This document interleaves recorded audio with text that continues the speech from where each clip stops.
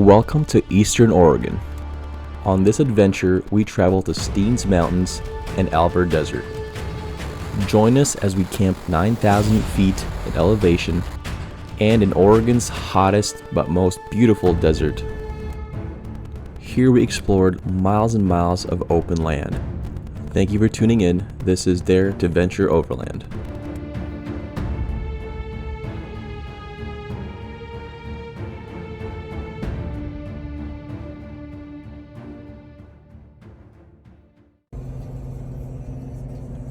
Our trip began at 5 a.m. in the morning and we took off from Cottage Grove, Oregon.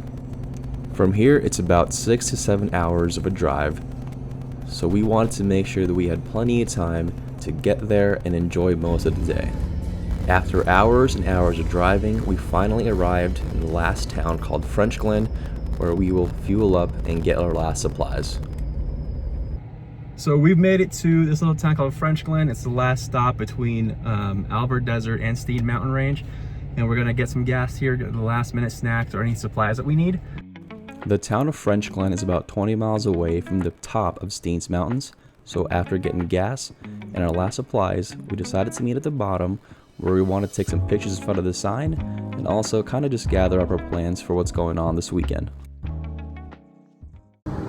So we've made it to the bottom of Steens Mountain. We're at the signage there. They're taking a few pictures.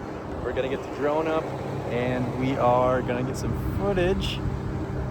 The first thing we're doing, apparently everybody wants to go to the lake today. It's about 85, 90 degrees, understandable. So we're gonna go there first, take a dip, maybe get some lunch or something, and then head to our camp spot, which you guys definitely wanna stay for because it is a beautiful camp spot.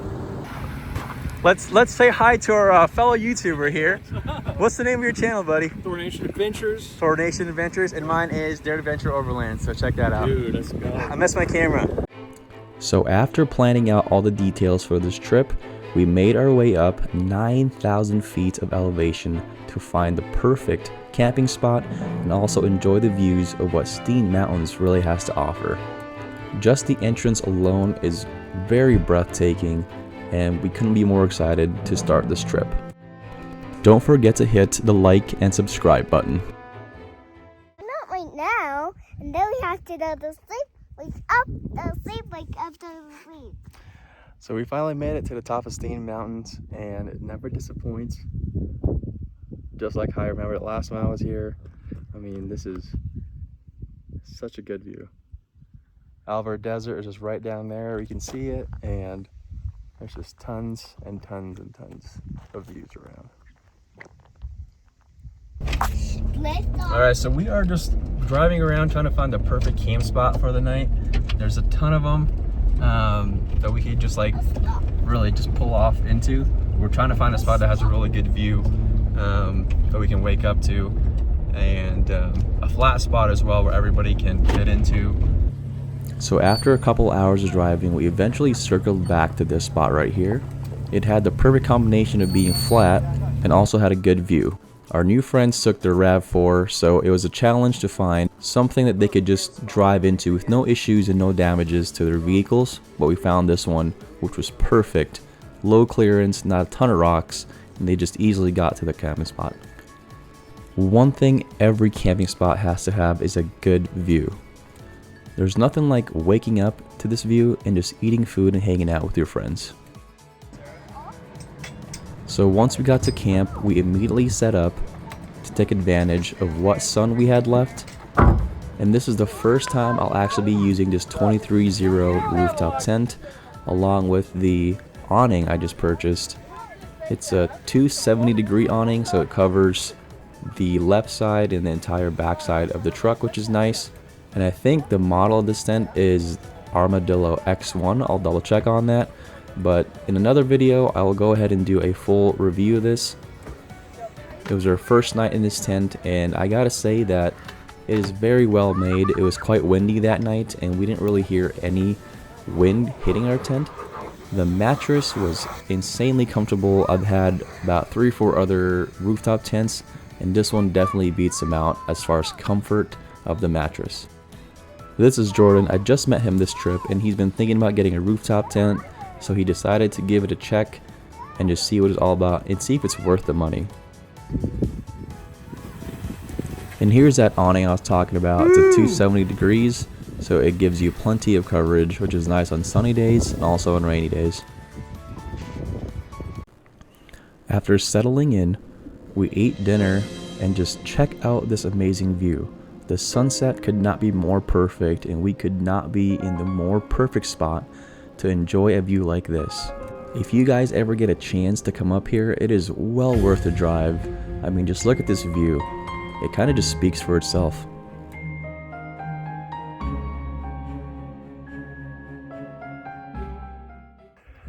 So it is an absolutely beautiful morning at camp here. We just got breakfast and everything. Caleb cooked some breakfast. But this was our campsite last night. I don't know if you guys can see, but we have a really nice view up top there, overlooking our campsite and everything. And London's just been playing on the rocks, swinging all night and all this morning. But it's just really nice to spend time with her, especially with my job schedule. I don't see her very often. I see her like maybe 10 minutes in the morning, and then maybe another 10-20 minutes at night. So deciding to take her on this trip was a great idea. We're getting some quality time to spend together. We slept in the rooftop tent last night, so that was cozy and comfy. And we have another day and a half of adventures with us, and I can't wait to see what else we get into today. So we happen to have a field injury. We don't know exactly what happened, but Justin, can you just walk us through your thoughts real quick? What happened last night? Sucks, dude. I fell over in a chair because it doesn't have a pin in the back. So I just collapsed, fell over, hit my leg just a little bit on the chair. Then I was like, screw this, I'm going to bed. Went to turn a light off, took a step wrong, and just instant pain all the way up the leg. So Yeah. I don't know what happened. It sucks. Well, it was dark too, and then there's just a ton of rocks out here. You can't really see. So you might have just like tripped over that last night. That and we're high elevations. Yeah, 9,000 feet. But luckily we do have 2 nurses. We got one here, and her husband's a nurse. Feels way better. If anyone else wants to get injured, Starts hurting again later. we're fine. Okay, so we have just packed up camp, and we're on the way down to Alvord Desert. There's London, and got the guys loading up their rigs back there. They're spotting someone else with the RAV4 through the rocky terrain because they don't have as much clearance, and we just don't want to damage anything on their vehicle. So they're loading them up, and we're gonna go make our way down Steens Mountain and find ourselves at Alvord Desert.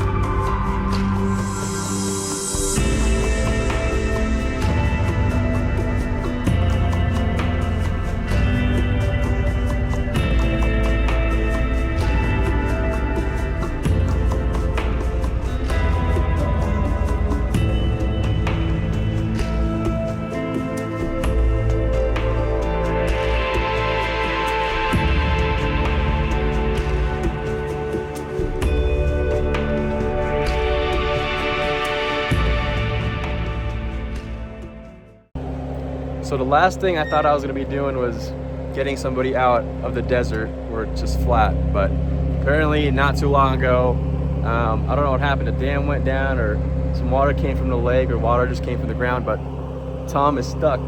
He ventured a little too far, so I'm gonna air down here, try to not get myself stuck as well and just pull him out of there so we can go find a camp spot. So he managed to get himself out of there. He unfortunately had to air down to 0 PSI, which he didn't want to have to do because he doesn't have bead locks or bead grips, and there's a chance that he could have slipped a bead again and we had to recover it. But luckily nothing happened to him. So what we're gonna do is I'm gonna hook my compressor up to the Jeep and we're gonna air them back up to a decent, PSI amount, because yeah, then we'll go find a camp spot. I think I only have another, I don't know, maybe 40 miles before to cut it off to get back to British Columbia. Yeah. Yeah.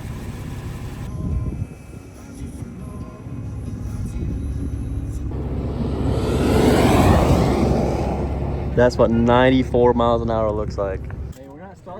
So we got to Alvord Desert at around 4 p.m. I believe, and at that time I think the sun is pretty close to its highest point. And being in the desert, it's pretty hot. I mean, everything's just reflecting off the ground. So we made sure to deploy all of our awnings right away so that we can get shade above us while we set up the rest of camp.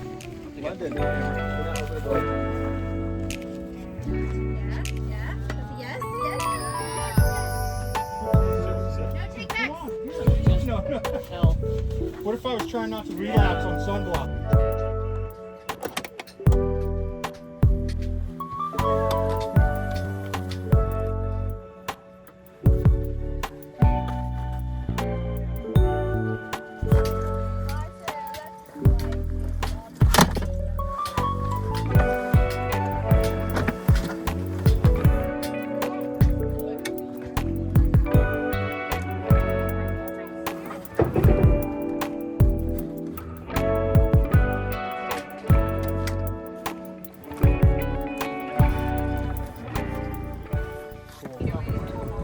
Man, we were all having such a great time. Even with how hot it was, everybody was just in a great mood and excited to be there.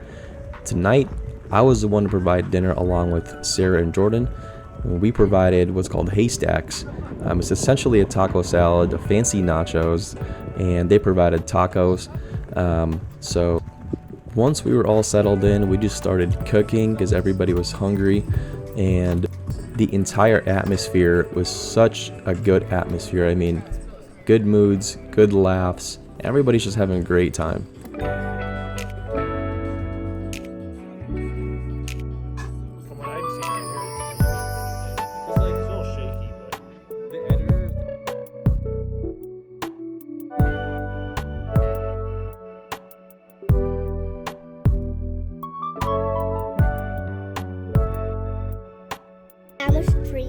It's a sour cream sandwich.